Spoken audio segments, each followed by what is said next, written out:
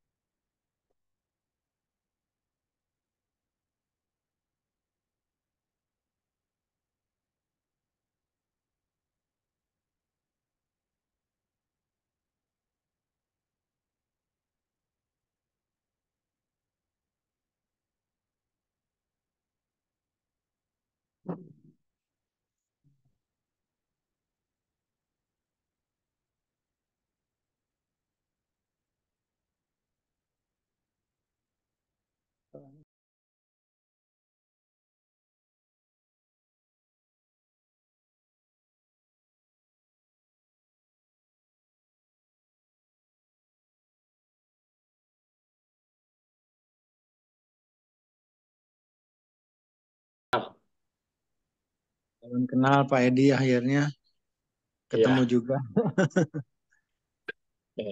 Selamat sore Pak Pak, Edi. Ya, selamat sore, Mas. Siapa nih, Mas? Saya Hari Wibowo Pak. Oh, Mas Hari Ya, Bowo ya. Salam kenal, Mas Hari. salam kenal juga. ya ini Mas Hari eh kok dengan Pak Wimbo mukanya. mirip ya Pak. Iya, kalau Mas Faru itu mirip Ganjar. Oh ya Ganjar.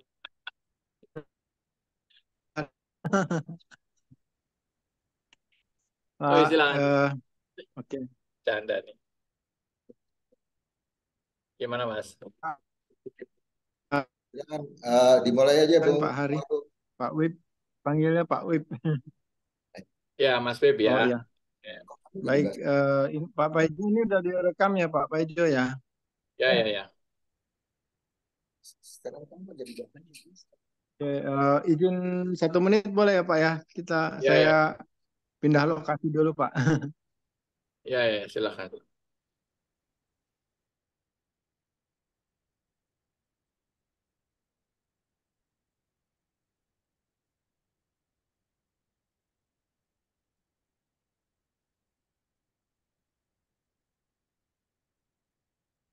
Oh ya, ini sambil ngobrol saya ajak juga staf saya ini ada Pak Imam, Imam Ghazali, untuk bisa dengerin juga nih diskusi ini.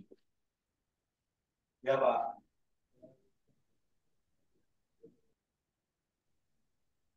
Ya, sorry Pak.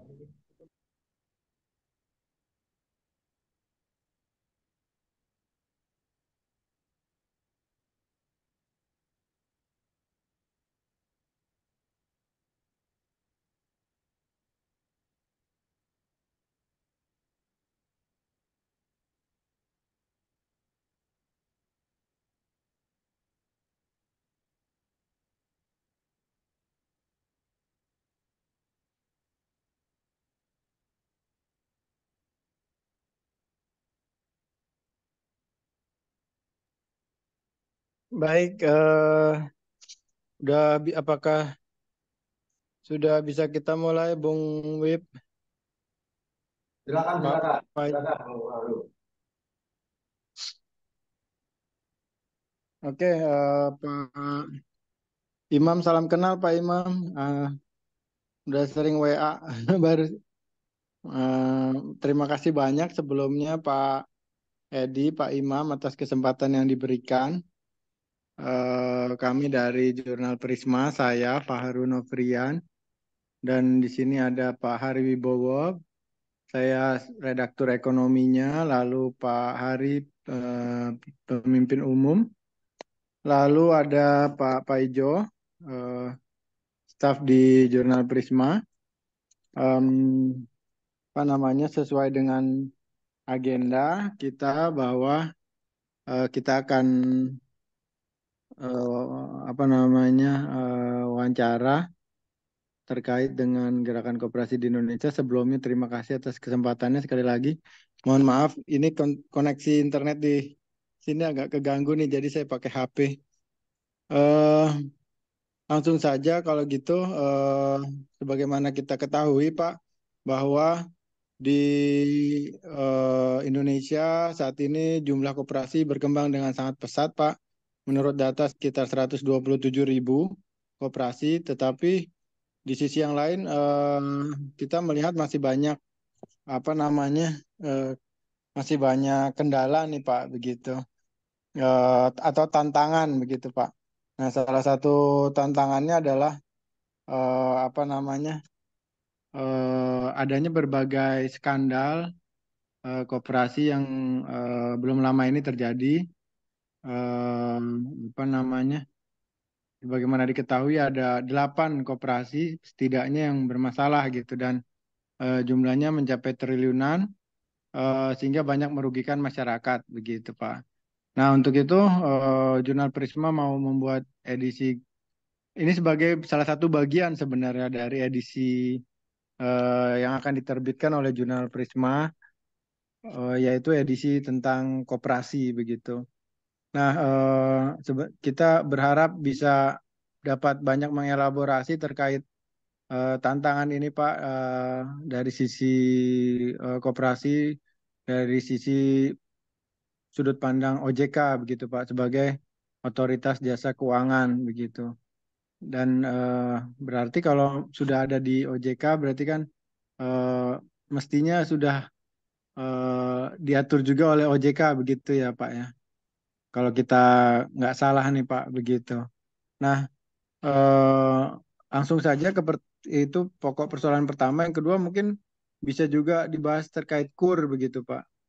Nah, yang pertama terkait dengan skandal ini, kira-kira yang banyak merugikan, kira-kira bagaimana pandangan OJK, Pak, terhadap eh, berbagai kasus koperasi, skandal koperasi ini, Pak, begitu, Pak. Ya, terima kasih Mas Fahru ya atas yang pertama tentunya eh, kita kembali lagi ke kewenangan dari OJK.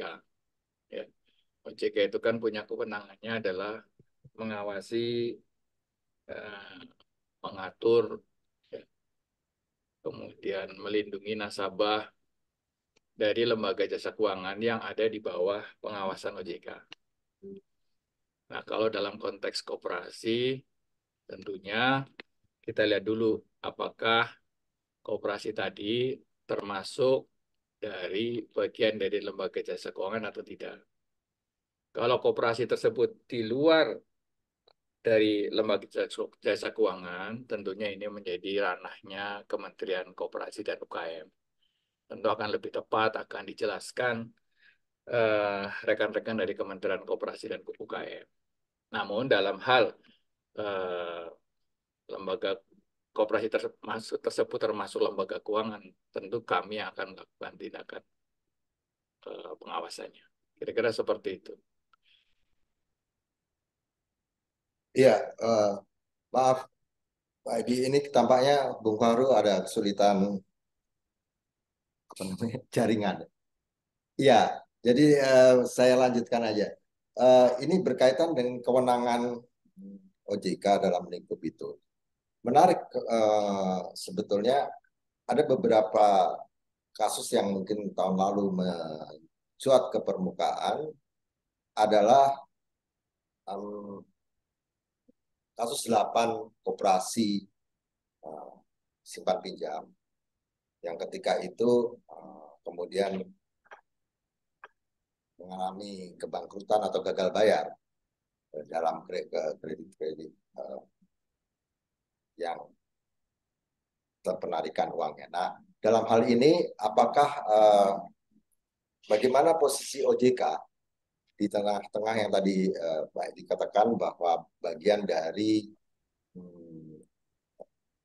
pengawasan otoritas pengawasan di selain soal bank dan terkait juga dengan koperasi pengawasannya itu berada di um, berada di tangan dari bawah kewenangan dari Kementerian Koperasi dan UMKM.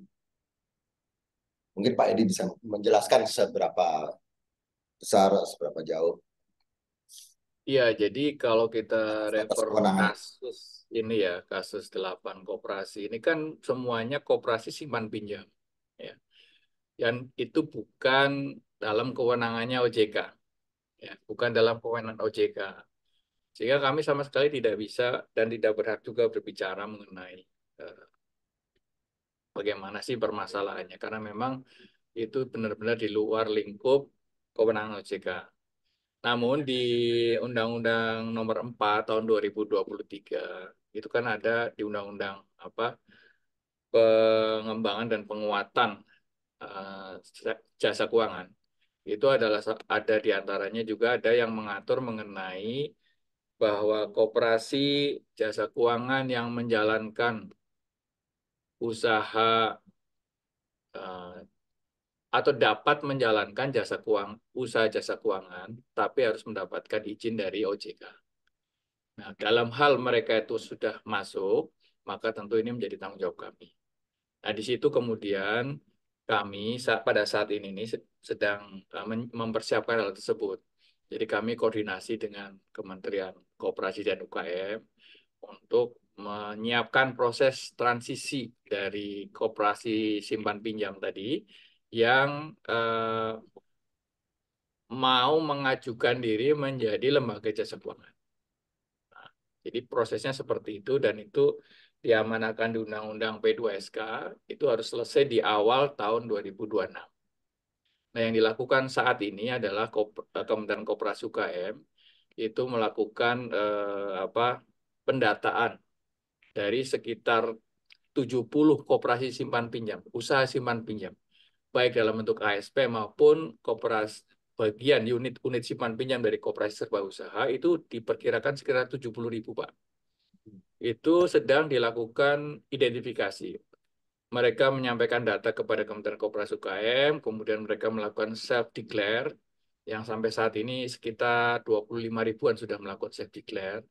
Nah, dari situ kemudian akan dilakukan oleh verifikasi oleh Kementerian Koperasi dari sekian jumlah tersebut berapa banyak yang masuk kategori open loops atau mereka sekarang ini sudah menjalankan usaha seperti lembaga jasa keuangan.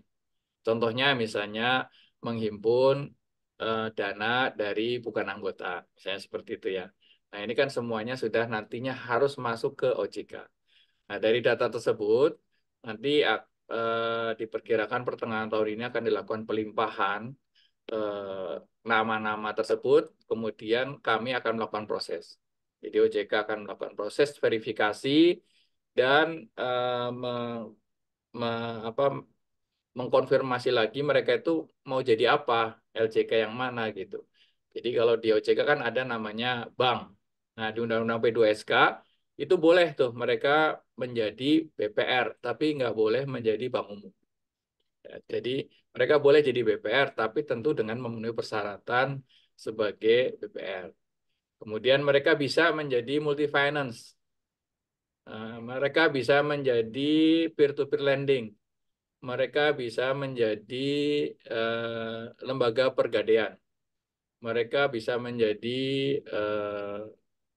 lembaga keuangan mikro. Nah, itu semuanya ada persyaratan-persyaratan masing-masing yang sudah ada peraturan di OJK-nya sendiri. Ya. Nah, kami di sini, di departemen kami, tempat saya ini, itu yang bertugas melakukan proses tadi.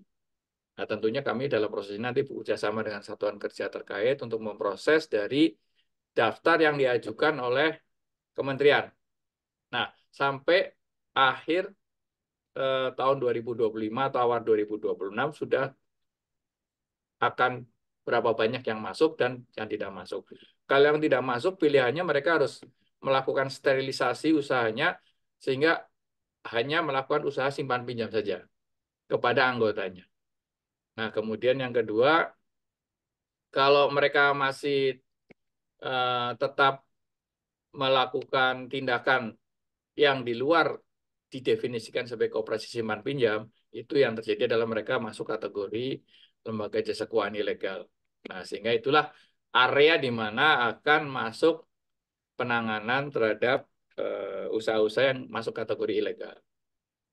Nah, untuk terkait dengan ilegal tadi, kita sudah ada namanya Satgas eh, Waspada Investasi. Dulu namanya Satgas SWI, sekarang namanya Satgas Pasti. Nah, lingkupnya adalah mereka mengidentifikasikan usaha-usaha yang menjalankan fungsi jasa keuangan tapi ilegal. Misalnya bank ilegal, BPR ilegal, peer-to-peer lending ilegal, atau dikenal dengan nama pinjol misalnya.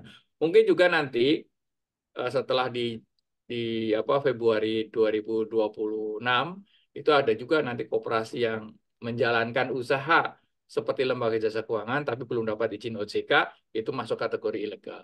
Jadi secara kerangka hukumnya seperti itu, Pak.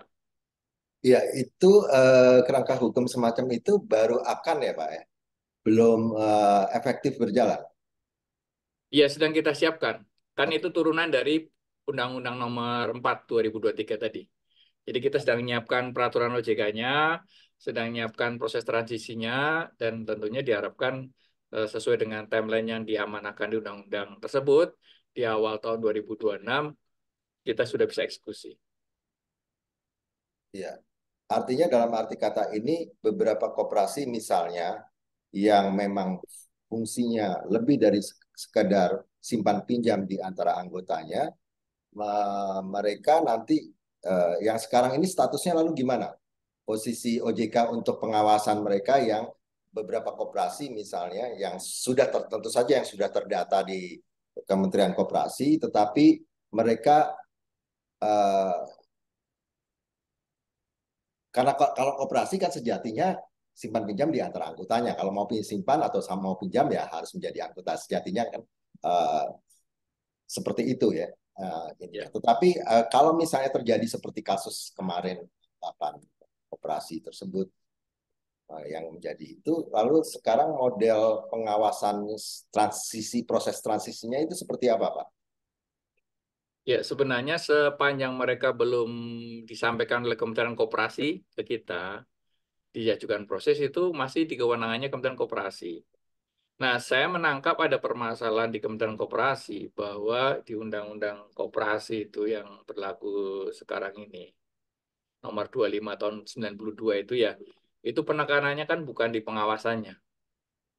Jadi justru di situ titik lemahnya yang sebenarnya memang eh, mereka upayakan untuk dimasukkan dalam rencana undang-undang yang untuk menggantikan Undang-Undang nomor 25 tahun 92 tadi. Yang sekarang masih dalam proses pembahasan di pemerintah. Nah, di situ memang diharapkan akan ada penguatan dari sisi pengawasannya gitu. Yang selama ini memang bukan.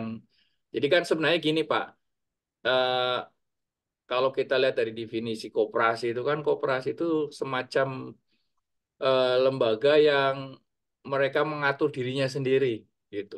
Iya, Dari betul. anggota, oleh anggota, untuk anggota. Tapi dalam prakteknya karena mereka menyebut membolehkan adanya calon anggota ini jadi masalah kan itu. Jadi mereka menjadi prakteknya kayak mirip bank gitu karena kan namanya calon kan berarti bukan anggota gitu, masih baru namanya calon. Jadi Ya, masih belum. Nah, ini memang problemnya di sini. Tapi by law kita belum punya kewenangan ke sana, Pak. Masih itu ya, bolanya masih di Kementerian Koperasi, Pak. betul. Artinya pintu masuk dan segala macam yang nanti akan diawasi oleh OJK atau itu tetap sangat tergantung dari pintu masuknya dari Kementerian Koperasi. Baik, Bung Fahru mungkin ada tambahan, ada pertanyaan lain? Baik, beg- berarti apa namanya sejauh sejauh ini memang belum ada mekanisme kontrol terhadap koperasi oleh OJK, begitu Pak ya?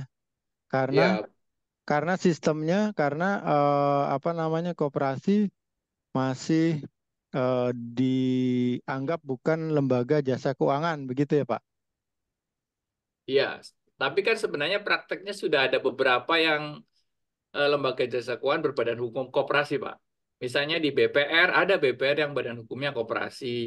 Lembaga keuangan mikro ada juga yang berbadan hukum koperasi. Ada, Pak. Nah, yang Oh, jadi mereka sudah kalau dapat kalau izin, ya kita awasin begitu. jadi itu memungkinkan ya Pak. Artinya koperasi simpan pinjam, BPR, tapi berbadan hukum koperasi begitu. Itu Ya, ada di OJK. ya, Oh begitu. Dan tetapi koperasi yang kemarin skandal itu memang itu bukan LJK begitu ya, bukan lembaga bukan, jasa keuangan. Dan bukan, bukan juga apa namanya, iya bukan juga lembaga jasa keuangan yang berbadan hukum koperasi gitu ya, bukan ya. Nah, bukan. nah ini hal yang mungkin agak baru buat saya nih Pak.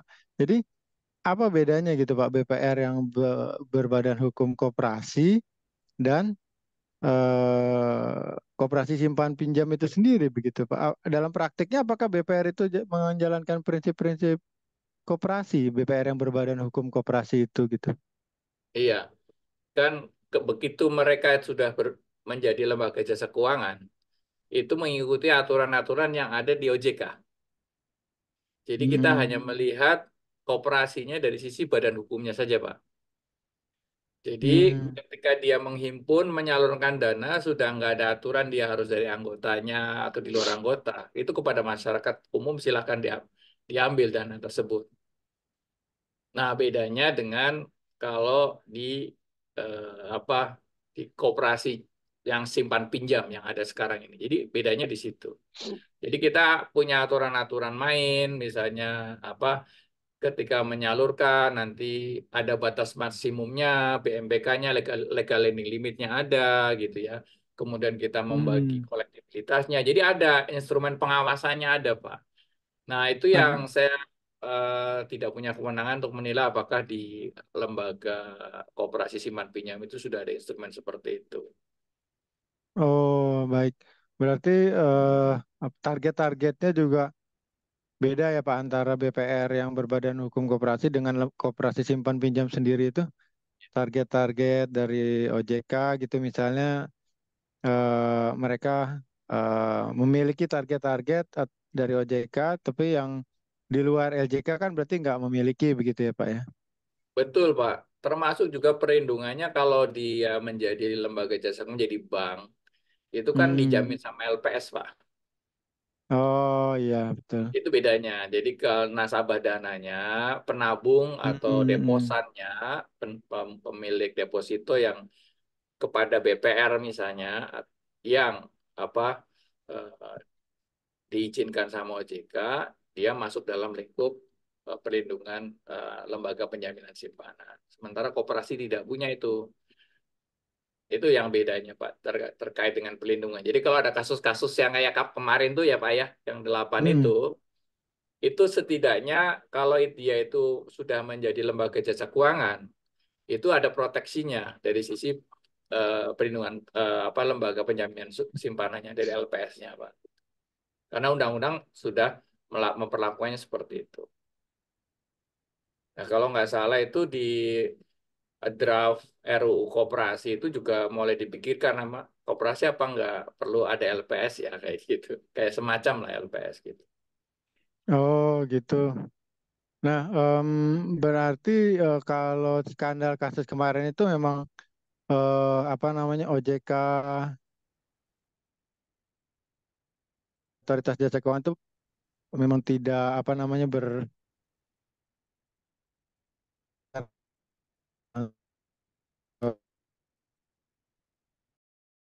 untuk pengawasan koperasi tersebut begitu, atau kasus tersebut memang lepas gitu, Ya, nggak OJK malah kalau cawe-cawe malah baik, nggak boleh Pak, nggak boleh nggak boleh. cawe-cawe Pak, karena nanti Oh dimarahin gitu, sama undang-undang ya, nggak boleh. Memang itu wilayahnya Kementerian Koperasi Pak. kemudian koperasi. Nah, kalau terhadap nasabah koperasi itu yang dirugikan begitu juga, OJK memang itu sama sekali lepas gitu ya dari OJK Iya, gitu Pak. sama sekali kami tidak bisa, tidak punya kewenangan Pak, masalah itu, masalahnya itu aja, tidak punya Oh kewenangan. gitu. Nah, apa namanya? Kalau misalnya tadi berarti kan seperti Bapak sampaikan, kalau mau ada pengawasan dari OJK berarti harus didaftarkan dari Kementerian Koperasi UMKM menjadi ke OJK begitu ya, didaftarkan koperasinya begitu ya Pak.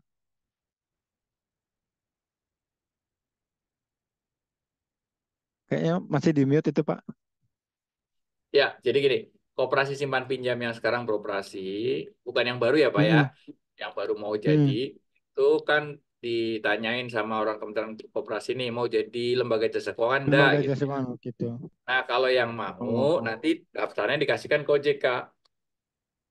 oh Nah, gitu yang OJK sekarang akan ya. melakukan seleksi, nggak, verifikasi lah. Terus apakah memenuhi syarat-syarat menjadi LJK atau tidak gitu. Kalau diterima Hmm. ya dia jadi LJK dan harus mengikuti aturan-aturan yang ada LJK. Kalau nggak terima ya dia pilihannya ya harus jadi koperasi simpan pinjam yang biasa-biasa saja, nggak boleh menghimpun dana masyarakat yang bukan anggotanya, kayak gitu Pak. Oh, Contohnya. baik, baik. Kalau nggak ya kita Nah, anggap dia ilegal. apa ada kemungkinan ya Pak, apa namanya koperasi itu dianggap sebagai lembaga jasa keuangan begitu Pak? Yaitu kalau dia memenuhi persyaratan yang kita minta ya bisa Pak. Jadi mengajukan permohonan ke OJK untuk menjadi Hmm.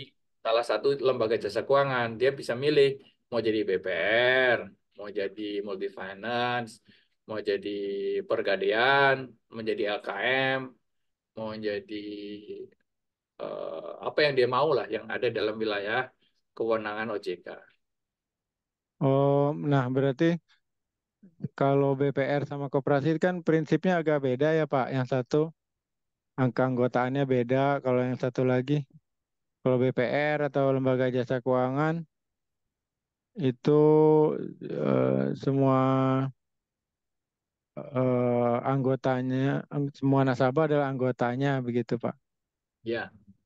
Nah, nanti kalau dia sudah jadi BPR misalnya, ya dia bisa menghimpun dana bukan Masyarakat. kepada bukan anggotanya gitu.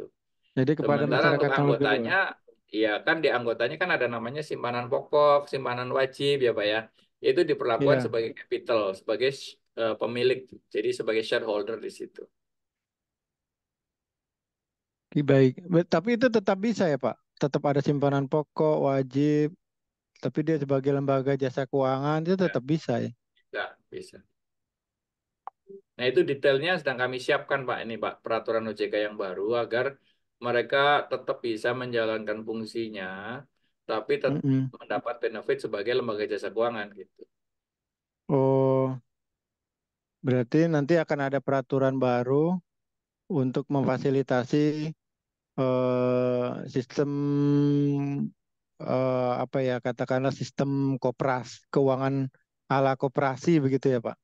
Ya, Tanpa mengabaikan itu, tetapi dalam sistem lembaga jasa keuangannya bisa juga tetap beroperasi begitu. Jadi kayak semacam apa namanya hibrid begitu ya Pak. ya betul Pak, betul. Jadi dia tetap natural sebagai koperasi, dia punya anggota. Nah, bagaimana memperlakukan anggota? Anggota itu kan karena dia punya penam, apa kewajiban membayar iuran, maka dia statusnya tentu sebagai pemilik di situ kan konsepnya.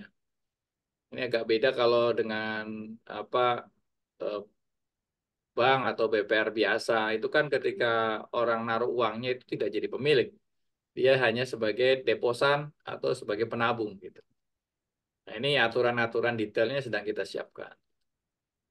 Bersama Kementerian Koperasi dan UMKM atau Kalau aturannya tentu sendiri tuh kami Pak? yang bikin sendiri karena itu wilayahnya kami, tapi kami diskusi Pak. Waktu kita menyusun, Oh, kita diskusi dengan mereka.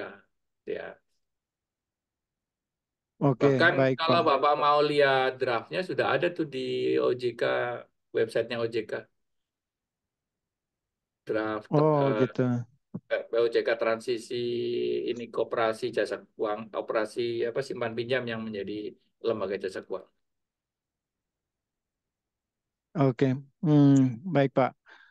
Nah, kalau misalnya seperti itu, kira-kira eh, apa namanya? Apakah jika ada undang-undang seperti itu, berarti harapannya nanti misalnya ketika diimplementasikan, lalu itu apa namanya bisa harapannya apa Pak? Ketika itu nanti undang-undangnya dibentuk, dan diimplementasikan, apakah ada harapan tertentu gitu khusus kepada sistem keuangan Indonesia biar lebih aman atau lebih baik atau lebih inklusif terhadap koperasi atau bagaimana Pak?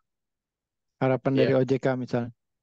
ya pertama ini kan kita sudah ada amanah di Undang-Undang P2SK gitu ya, Undang-Undang Nomor 4 tahun 2023 tadi mengenai transisi dari apa koperasi simpan pinjam menjadi lembaga jasa keuangan. Tentu ini dalam konteks inklusi itu pertama eh, kebijakan OJK memberikan kesempatan kepada semua warga negara, termasuk korporasi, termasuk koperasi, memiliki atau menjadi lembaga jasa keuangan. Kemudian kita tahu juga bahwa koperasi itu kan anggotanya yang masyarakat layani kan rata-rata UMKM ya Pak ya. Tentunya diharapkan Hmm. kehadirannya koperasi lembaga jasa keuangan, korporasi jasa keuangan itu akan semakin memberikan pilihan kepada masyarakat, meningkatkan keuangan inklusif juga kepada masyarakat, bahwa ini ada loh layanan jasa yang diselenggarakan oleh koperasi yang bisa dipakai oleh masyarakat itu sendiri. Jadi ada nilai peningkatan inklusinya di situ, Pak. Oh, baik. Berarti diharap.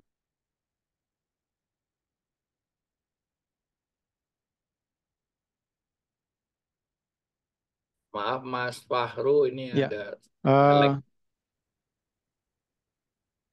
ya, berarti harapannya adalah adanya peningkatan inklusi lembaga jasa keuangan, ya Pak. Itu Betul. ya Pak. Ya, Nah, saya masih agak, eh, kalau boleh saya tanya, saya ulang, apa namanya, saya rumuskan kembali nih Pak pertanyaannya. Apa namanya, eh, apa namanya, biar lebih menjelaskan kepada pembaca aja nih Pak. Jadi sebenarnya apakah eh, apa namanya nantinya dengan adanya mekanisme undang-undang dan mekanisme baru ini, apakah nantinya kan harapannya berarti koperasi itu ada harapan menjadi LJK begitu ya Pak. Nah, ya,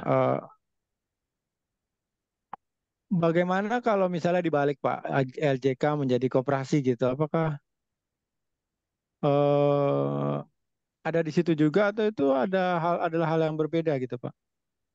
ya Pak. Sementara ini belum ada sih amanah seperti itu, misalnya ya paling kalau mau jadi koperasi, dia kalau dengan tataran aturannya sekarang ya, misalnya kan koperasi itu kan satu badan hukum. Jadi misalnya eh, tadinya BPR misalnya, dia berdampak punya PT, mau jadi koperasi Mm-mm. ya boleh-boleh saja sih. Artinya dia tinggal mengikuti aturan main di Kementerian Koperasi, misalnya untuk mendirikan koperasi itu berapa, syarat ketentuannya seperti apa. Tapi tetap harus Oh, yang ada di OJK, misalnya modal minimum, modal setornya berapa. Kalau saya kasih Tapi kode. kalau memang dia pengen sepenuhnya menjadi koperasi ya tinggal dia minta izin usahanya dicabut dari oh OJK. gitu ya. Tinggal misalnya di BPR, saya kayaknya sudah mau jadi ini aja deh, misalnya apa lembaga koperasi simpan pinjam aja, ya gampang, tinggal izin usahanya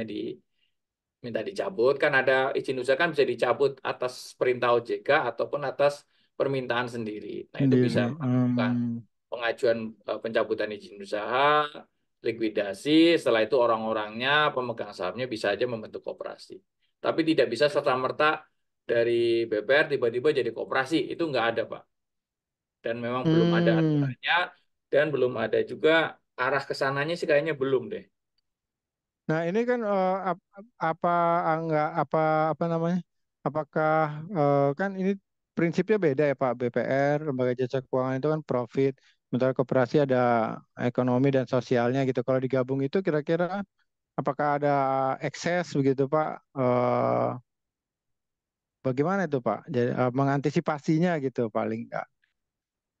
Jadi begini Pak, di lembaga jasa keuangan ini, bahkan di Undang-Undang P2SK-nya sendiri, itu sudah diatur mengenai namanya keuangan berkelanjutan atau sustainable finance. Jadi diharapkan lembaga jasa keuangan itu menerapkan namanya sustainable finance.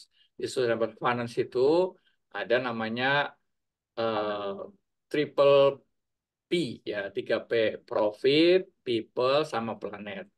Jadi apapun yang dilakukan lembaga jasa keuangan harus memperhatikan aspek keekonomiannya, aspek sosialnya, aspek perlindungan lingkungan hidupnya.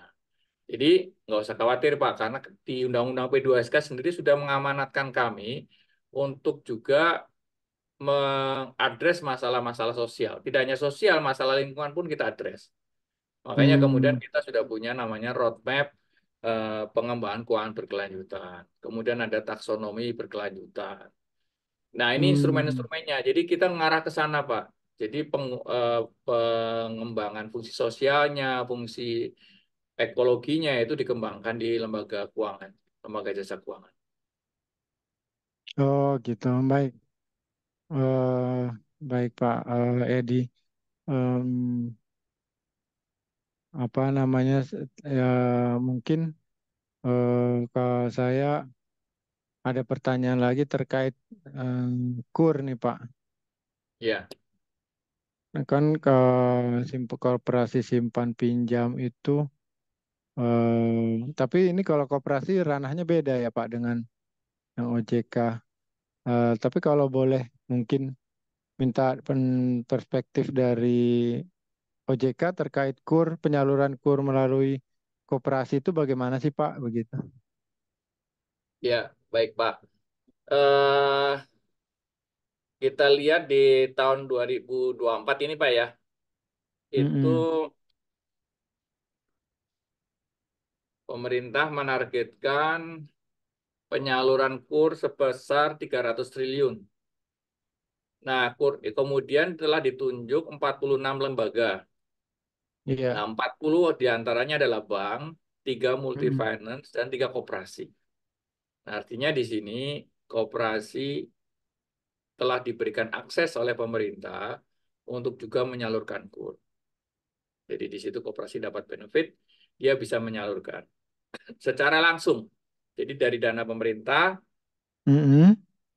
bisa disalurkan dalam bentuk. Kan sebenarnya yang namanya konsep KUR itu kan semacam memberikan insentif kepada lembaga keuangan dalam bentuk subsidi bunga. Jadi Iya. misalnya eh, kredit itu untuk UMKM itu kan rata-rata di level eh, 5, eh, 12 sampai 18%. Nah, itu dirasa Iya. terlalu tinggi ya. Kemudian pemerintah memberikan subsidi, kamu ngasihnya jangan segitu ya, 6 aja deh gitu. Nah, nanti yang Iya. sisanya yang kata-kata dianggap rata-rata itu sekitar 14-an, berarti 6 sampai 8%-nya itu disubsidi bunganya oleh pemerintah. Jadi bukan bukan dari sisi kreditnya itu pakai uang pemerintah enggak, tapi subsidi Hmm. bunganya saja. Jadi ini sebenarnya cara yang cerdas menurut saya. Karena apa? Hanya ngasih subsidi bunga tapi mendorong lembaga jasa keuangan atau koperasi menyalurkan kredit lebih banyak lagi gitu loh. Sementara masyarakatnya mendapatkan dengan price yang lebih murah gitu loh. Yang tadinya dia harus misalnya dapat bunganya sekitar 15%, sekarang cuma 7% atau 6%. Ya kan? Tapi si Nah, lembaga keuangan nggak merasa dirugikan karena si pemerintah ngasih subsidi bunga gitu. Kira-kira seperti itu konsepnya KUR itu.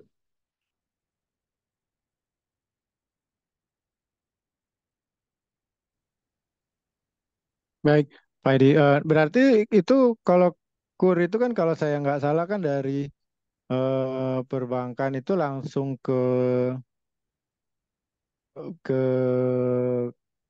apa namanya usernya ya Pak ya, ke Ya, konsumen gitu, ke peminjam ya. ya, Tapi ada juga dari perbankan ke koperasi simpan pinjam baru ke konsumen begitu kan Pak ya. ya. Nah, apakah mungkin Pak atau bagaimana jika kemudian dari apa namanya itu disalurkan dari pemerintah langsung ke koperasi simpan pinjam begitu Pak. Misalnya kalau tadi ada akan ada peraturan yang baru di mana koperasi itu bisa menjadi LJK, apakah kemudian itu diatur juga dalam undang-undang tersebut atau ada penjelasan di dalam undang-undang tersebut yang memungkinkan KUR itu diserahkan langsung ke LJK berbadan hukum koperasi tersebut begitu Pak, langsung. Ya, jadi gini Pak, di undang-undang, sorry, di peraturan ini kan sebenarnya ranahnya dari pemerintah. Pertama, KUR itu kan kebijakan pemerintah. Nah, OJK itu Ya. sebenarnya lebih fungsinya sebagai pengawas saja, memastikan bahwa lembaga jasa keuangan yang menyalurkan KUR itu dia menjalankan tugas pemerintah ini dengan sebaik-baiknya. Kira-kira seperti itu Pak ya. Jadi, nah, Baik. kemudian yang menentukan siapa saja yang berhak menyalurkan itu bukan OJK, itu adalah pemerintah. Makanya ada eh, yang menentukan di sini siapa, itu Menko Bidang Perekonomian. Dia yang menetapkan bahwa tahun ini ada 46 lembaga jasa keuangan, di mana 40-nya adalah bank, 3 multifinance, sama 3 koperasi. Ini yang menerima langsung, Pak. Jadi nggak lewat bank lagi, mereka langsung uangnya dari pemerintah, subsidi bunganya itu, ya Pak ya. Jadi konsepnya gitu Baik. ya Pak. KUR itu bukan kreditnya itu dari uang pemerintah enggak Pak. Itu kreditnya katakan koperasi ya, 3 koperasi tadi yang menyalurkan KUR itu uangnya koperasi Pak. Jadi misalnya Ya. bukan bukan uangnya bukan uangnya pemerintah. Pemerintah cuma Bukan bayarin APBN gitu Pak ya. ya subsidi bunga Pak. Jadi Oh, subsidi baik. bunga doang. Misalnya gini, si koperasi itu menyalurkan uang kredit KUR itu senilai 100 triliun misalnya, overall ya 100 triliun. Maka kemudian kan koperasi harusnya kan dapat bunganya kan misalnya 15% nih, misalnya. 15% Iya. berarti kan 15 triliun. Cuma Iya. ya karena ada aturan bahwa kreditnya nggak boleh lebih dari 6%, maka kan dia terima dari masyarakat cuma 6 triliun. Nah, sisanya dari mana? Ya, pemerintah bayar bunganya itu tadi. Jadi selisihnya 8 triliunnya. 8 triliun itu dibayar dari APBN, tapi dengan uang 8 triliun, dia bisa mendorong koperasi menyalurkan dananya sebesar 100 triliun. Kira-kira konsepnya KUR seperti itu, Pak. Oh, oke. Nah, terus yang kedua, kebijakan Kementerian Koordinator Bidang Perekonomian tadi, bank penyalur diperbolehkan bermitra, ya. Hmm. BPR, BMT, hingga koperasi dalam menyalurkan KUR. Pengaturan kerjasamanya bagaimana? Diserahkan kepada masing-masing pihak. Yang Hmm. penting ujungnya itu dipegang bahwa masyarakat penerima KUR nggak boleh membayar bunga lebih daripada yang diatur oleh pemerintah.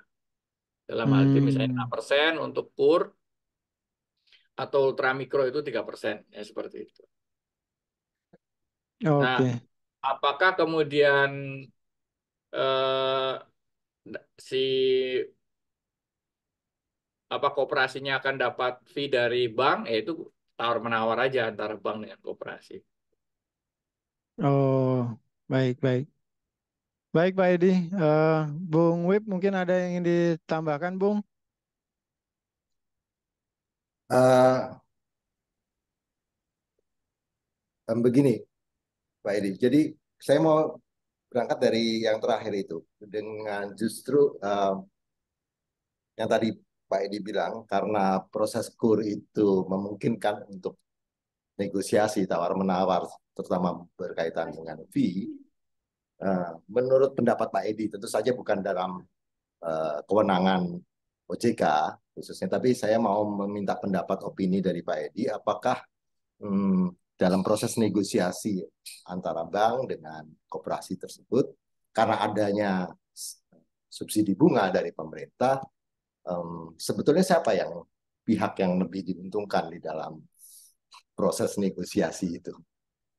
Ini karena setahu saya banyak kasus sehingga banyak pengamat mengatakan bahwa justru bukan penerima kredit usaha rakyat ini yang diuntungkan, karena justru pihak banknya, karena mereka menerima banyak selisih bunga yang akan dibayarkan oleh pemerintah ke pihak bank. Ini mungkin lebih ke opini pribadi saja, Pak Edi. Ya, ya. Bisa juga off the record, boleh. Ya, ya. Ya, ya. Jadi begini, Mas Hari Wibowo. Jadi memang konsep kurnya pertama kita harus paham dulu tadi ya, bahwa konsep kur itu adalah insentif suku bunga untuk mendorong lembaga keuangan itu memberikan kredit lebih banyak lagi kepada UMKM, ya kan? Dengan bunga yang rendah, bunga yang di bawah pasar, Pak. Nah, artinya kalau misalnya bank ataupun lembaga keuangan lainnya nyalurin langsung sendiri ke KUR, itu kan pasti mereka nggak akan mungkin ngasih yang 6% tadi, Pak. Ya, betul. Pasti mereka di level 15, ada 18, ada 24 gitu ya. Nah, kan itu dianggapnya nilainya, wah ini mahal banget untuk UMKM gitu ya. Maka pemerintah buat kebijakan tadi. Nah, kalau pemikiran komersialnya lembaga keuangan, dia nggak akan mau itu. Ngapain repot-repot dong kalau nanti bermasalah ya saya yang tanggung jawab gitu, bukan pemerintah gitu kan. Kok pemerintah ngatur-ngatur saya gitu. Ya udah gini aja deh kata pemerintah. Kamu ngasih ke sana 6% tapi kamu subsidi bunga ya sebesar 7% misalnya. Jadi 13 lah kamu, jadi kamu kayak ngasih seolah-olah kamu ngasih kredit kepada masyarakat 13 walaupun masyarakat hanya membayar 6. Jadi sebenarnya ini win-win solution lah antara pemerintah sama bank.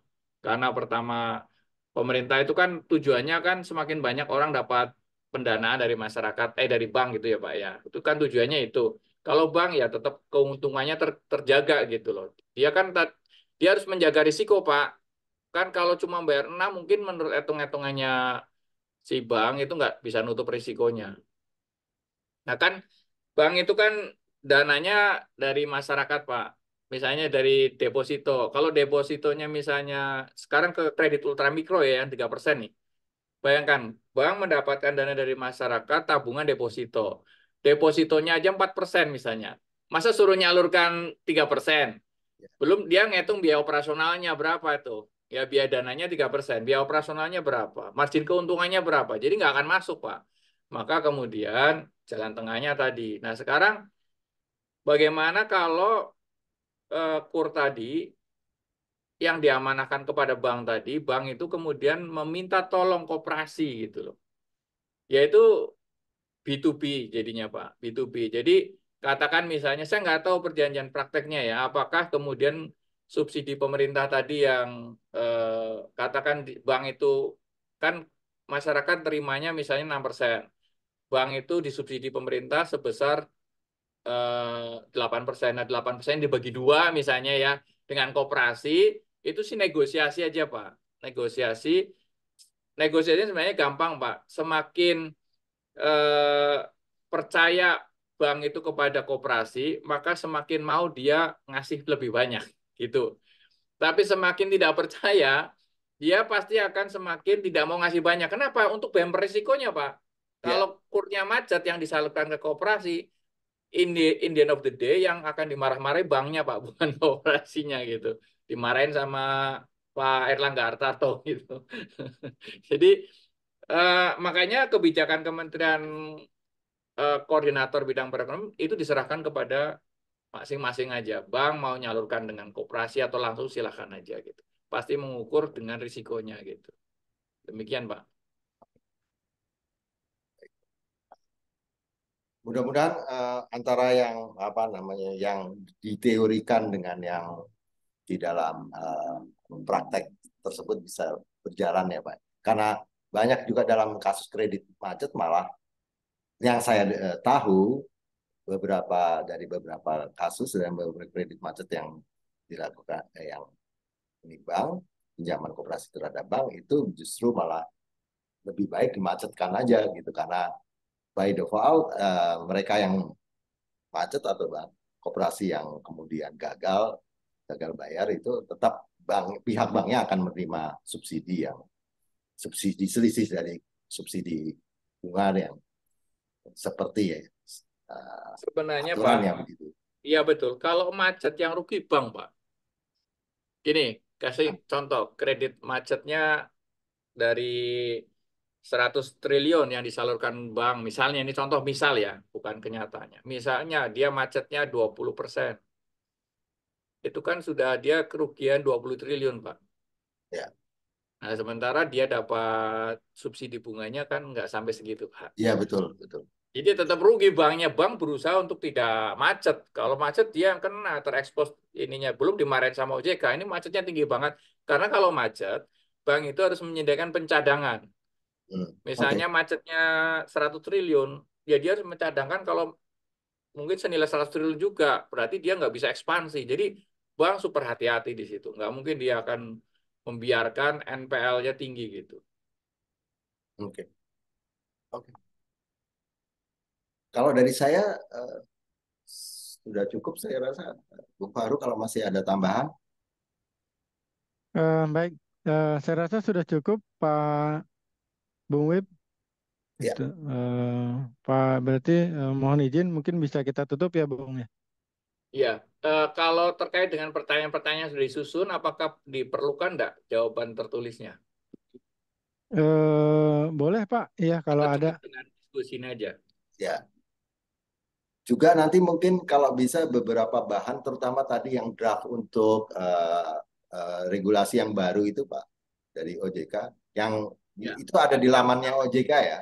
ada Pak di draft regulasi. Ya, Ya, nanti di halaman pertama itu ada draft regulasi. Itu ada draftnya tentang semua regulasi yang akan dikeluarkan OJK itu selalu dipublikasikan terlebih dahulu untuk mendapatkan masukan dari masyarakat. Termasuk yang ini yang kita bikin ini tentang RPOJK, rencana peraturan OJK mengenai transisi apa kooperasi jasa keuangan. ya. Ya, saya Jadi rasa ada itu Pak. ya salah satu soal kunci dan solusi dari kemarin 8 kasus itu ya. Iya, Itu betul kita Pak. belajar lesson learn dari 8 kasus itu, di mana seolah-olah sebetulnya, ya ini juga mungkin off the record, tapi kesan saya dari pihak Kementerian Koperasi sebetulnya kunci pengawasannya kan dari mereka, karena hmm, tidak pernah ada rapat anggota. Siapa yang mengawasi rapat anggota? Masa OJK yang mengawasi rapat anggota? Itu kan kemudian yang memang mungkin ada niat buruk sejak awalnya dari mereka yang berkooperasi di 8 kasus itu. Nah, oke, Iya Pak. baik. Terima kasih banyak Pak Edi. Mungkin kita akhiri pertemuan ini, dan sekali lagi terima kasih. Nanti kalau kami bisa dapatkan tertulisnya juga, lalu kemudian juga biasanya kami kemudian tapi ini sangat jarang biasanya, tapi kami akan memberikan juga dari hasil wawancara ini ke draftnya sebelum naik cetak, akan diberikan juga ke Pak Edi. Mungkin ada beberapa koreksi, monggo silahkan. Ya, tentunya dengan senang hati nih Pak Aribo, Pak Faru, kalau misalnya kami di-share draftnya dulu, bukan Baik kemudian Pak. kita ingin mendikte, bukan, justru kita takut aja salah persepsi aja, takutnya salah pemahaman Betul, gitu. betul. Karena Itu aja Prisma sih. kan bukan majalah atau bukan news, Pak. Jadi ya, apa namanya, kami benar-benar berusaha untuk supaya korek sesuai dengan apa yang Ya, apa, sesuai dengan Bapak yang sudah ya, diwawancarai, ya, sehingga ada akurasi itu jadi sangat penting. betul, betul. Nanti kami ini kirimkan jawaban ininya Pak, tertulisnya Pak, untuk Bapak biar nanti pilih-pilih aja mana yang mau dimasukkan gitu. Juga saya mohon minta untuk kurikulum vitae Pak Edi untuk bisa. Siap, Ya, siap. ya. Baik, baik. Baik, Pak. Baik. Bung Fahru, silakan kalau mau ditutup. Baik, terima kasih Pak Edi, Pak Imam, Pak Hari Wibowo, Pak Paijo. Mohon izin, terima kasih atas waktunya. Mohon izin saya tutup. Selamat sore. Assalamualaikum warahmatullahi wabarakatuh. Waalaikumsalam Pak. warahmatullahi wabarakatuh. Terima Oke, kasih. Izin kami baik. pamit. Terima kasih, Pak. Izin. Baik, sama-sama, Pak.